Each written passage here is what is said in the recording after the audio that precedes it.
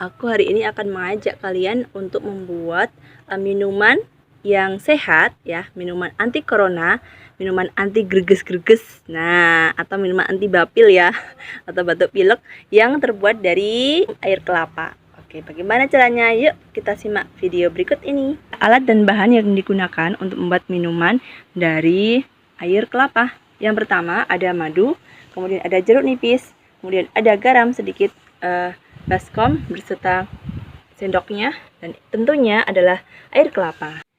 Pertama-tama masukkan air kelapa ke dalam baskom, beri madu ya, sebanyak 1 sendok lebih sedikit. Masukkan air jeruk nipis sebanyak setengah, masukkan garam, kita campur.